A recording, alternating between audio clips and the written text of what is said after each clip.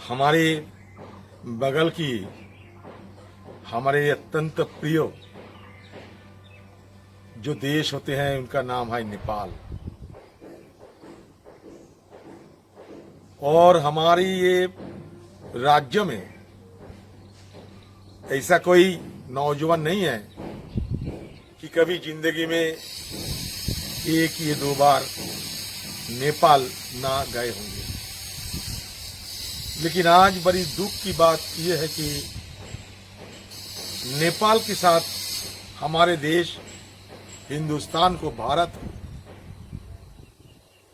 जो सदियों पुरानी रिश्ता, ये रिश्ते में दरार पैदा करने के लिए चाइना की तरफ से एक भारी भरकम साजिश हो रहे हैं। कभी जनरल मैनेक्स जी कहा था कि if anyone says that he is not afraid of death, either he is lying or he belongs to Gorkha army.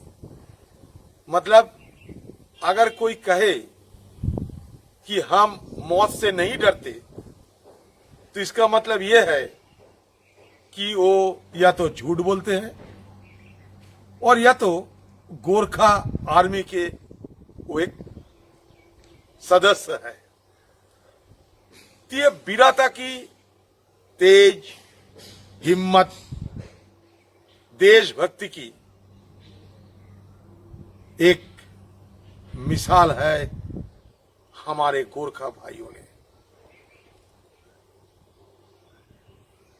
सदियों पुरानी ये रिश्ता वेद की जमाने से जिसका उल्लेख है वो हम किसी हालत में तोड़ने नहीं देंगे, चाहे कितने भी साजिश करे चाइना ने। हम चाइना को ये नापाक मंसूबे को सफल नहीं होने देंगे। हमारे नेपाली भाई बहनों,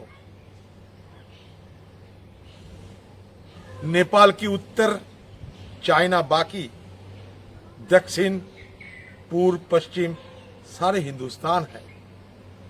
सदियों पुरानी हमारा रिश्ता है।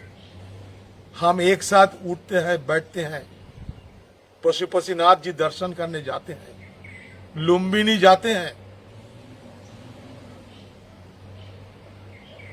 चाइना हिंदुस्तान को कमजोर करने के लिए, हिंदुस्तान को लूटने के लिए, हिंदुस्तान की जमीन हड़पने के लिए आज से नहीं, आजादी की बात से कोशिश कर रहे हैं। वो आज भी कोशिश कर रहे हैं, लेकिन वो चाहते हैं कि उनकी ये नापाक मंसूबे को अंजाम देने के लिए नेपाल उनका साथ हो।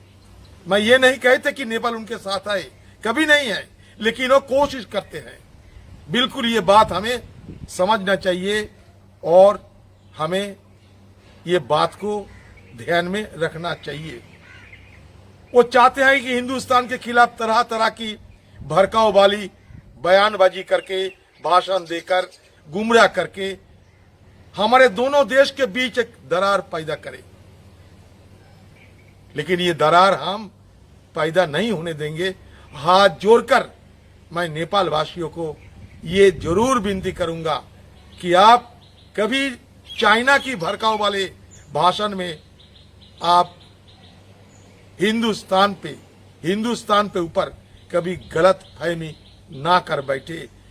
लगा मुझे तो इसलिए मैं एक व्यक्तिगत रूप से सारे नेपाल वासियों को ये गुजारिश करना चाहता है कि नेपाल हमारा बगल की एक देश है।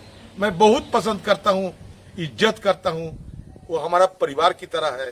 तो इसलिए ये संपर्क, सदियों पुरानी ये संपर्क बरकरार रखे, ये जरूर हमारी तरफ से सारे नेपाल वासियों को मैं गुजारिश करना चाहता हूँ। ये मेरा अपनी तरफ से एक कोशिश है।